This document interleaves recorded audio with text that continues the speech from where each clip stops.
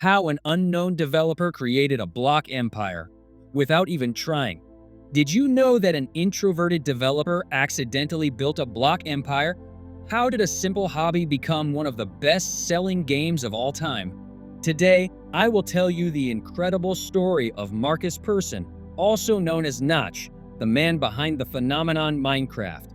Sit back and relax, because this story is about pure creativity, unexpected success, and the life of a man who never imagined conquering the video game world. It all begins in Sweden in 1979.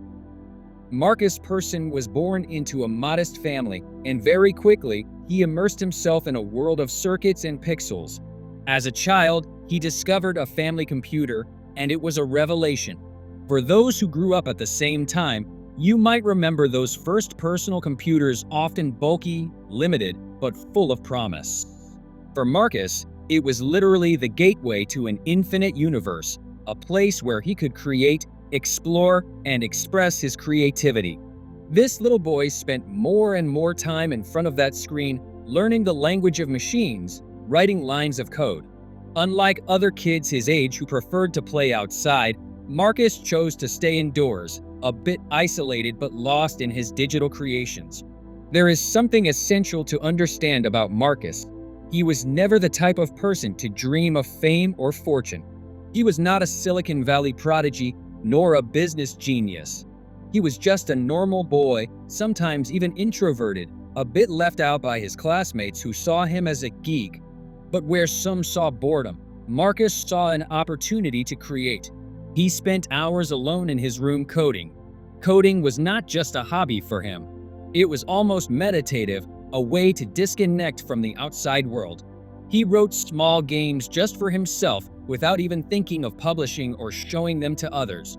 It was truly a passion for the sake of creating. He loved building things, often inspired by the Legos with which he spent hours assembling structures in his room. For him, these blocks, whether plastic or pixel, were a way to bring his imagination to life. He immersed himself in this universe where anything seemed possible, and he began to dream of worlds he could shape at will. As he grew older, Markus began working as a developer in various software companies. These experiences gave him professional skills, but he felt that something was missing. What he preferred was his free time, the time when he could finally code for himself without constraints. And it was during one of these moments, one evening when he was quietly at home, that an idea crossed his mind. What if I created a game where everything is made of blocks, where people could build whatever they wanted? A huge virtual sandbox, infinite, like Legos, but in a digital world. That evening, Markus had no idea that he was about to bring an idea to life that would change the history of video games. For Markus, this idea was, above all, a personal project, a kind of digital sandbox to satisfy his own curiosity. He began coding this block-based game, a project he considered weird, experimental, with no intention of releasing it to the public. He thought it would just be a fun game for a few developer friends on an online forum. So, he posted a first version of the game on an enthusiast forum, just to see what people thought, without expecting much. But then, something unexpected happened. People started downloading the game, and more than that. They talked about it, shared it with their friends, discussed it on other forums. What had started as a pastime idea became a viral phenomenon among gaming communities. You can imagine Markus's surprise at seeing all this feedback. He, who thought his game would barely be noticed, suddenly saw his project attract more and more attention. Minecraft, that's the name he chose, began to carve out a place in the gaming world. But why? Why did such a simple game, with no imposed storyline, attract so many people? The answer is partly related to what players felt at the time. At a time when video games were moving more and more towards sophisticated graphics, complex narratives, and well-defined objectives, Markus did the opposite. He offered a world where players were totally free to create, explore, build, and destroy.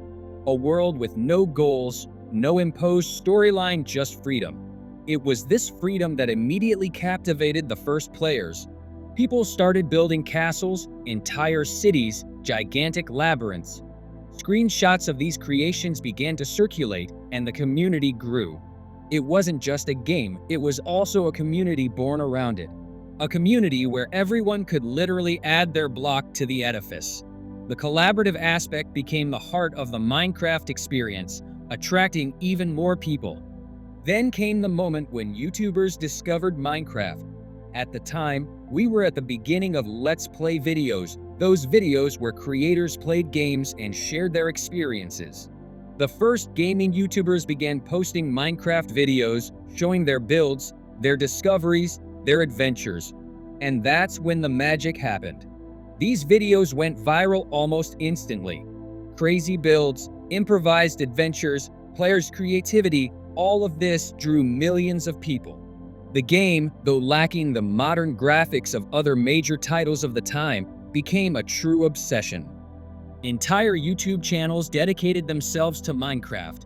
Influencers shared tips, organized building competitions, launched challenges for their subscribers. Minecraft's visibility exploded, and with it, its player base. For Markus, it was utterly crazy.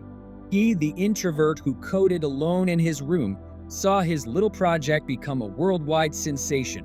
But success came with added pressure. Markus began to think that maybe he could make some money from it.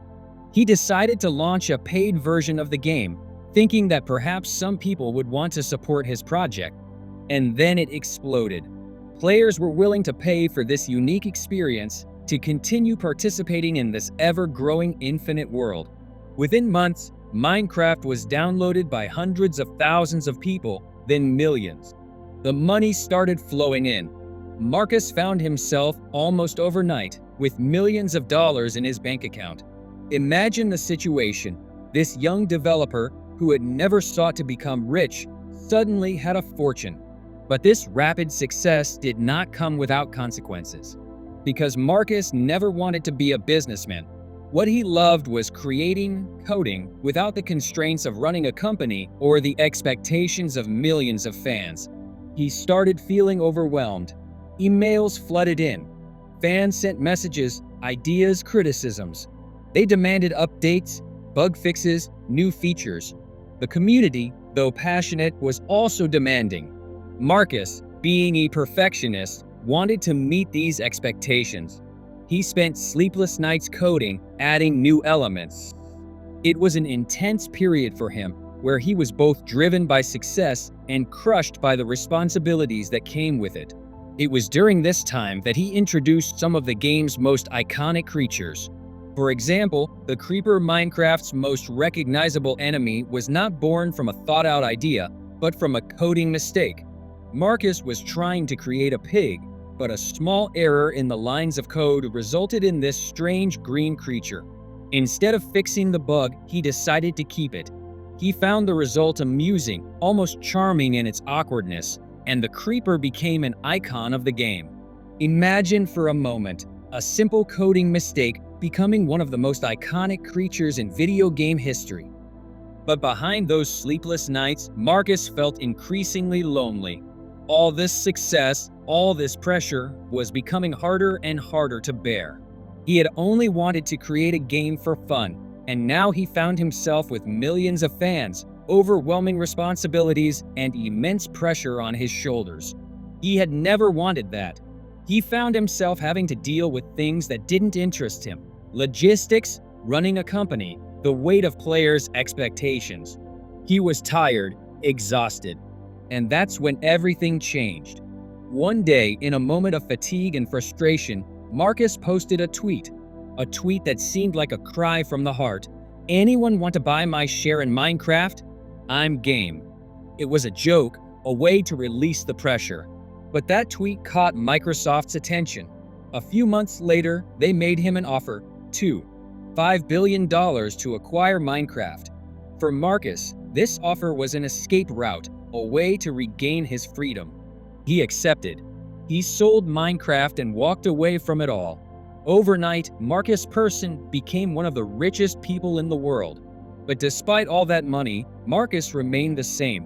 What mattered to him wasn't wealth or fame, but the freedom to create without constraints. He bought a mansion in Beverly Hills, a property that cost $70 million. A massive house with a private cinema, pools, a garage filled with luxury cars, and even a candy room with personalized dispensers. It was a house worthy of Hollywood's biggest stars. But the most surprising thing was that Markus almost never hosted parties there. He lived alone in this enormous house, preferring to stay out of the limelight. Markus was uncomfortable with fame. He didn't like glamour, social events, or public appearances. Most of the time, he preferred to stay at home, play video games, and get lost in virtual worlds.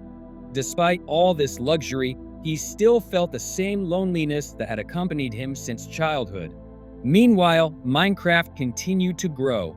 The game, which had started as a simple experimental idea, was now used worldwide. Schools used it to teach math and logic concepts. Architects drew inspiration from it for their designs, and during the pandemic, companies even held meetings in Minecraft. The game had become much more than mere entertainment. It was an educational tool, a platform for expression for millions of players, a cultural phenomenon. Markus Persson's story is that of a man who followed his passion without thinking about the consequences, who created something because it amused him, and who, without even intending to, revolutionized the video game industry. It's fascinating to see how everything was born from simplicity, creativity without a clear goal, and the desire to have fun. Markus, despite all he accomplished, remains a simple man who prefers to stay in the shadows, away from the spotlight, in his digital cabin. And this story reminds us of something important. Sometimes the greatest successes come from the simplest ideas. All it takes is an authentic passion to reach millions of people. Thank you for following this inspiring story. If you enjoyed it, don't forget to like, subscribe, and share this video. Stay tuned for more captivating stories about the video game world and the people who shaped it. Sometimes all it takes is an idea, even a strange one, to change the world.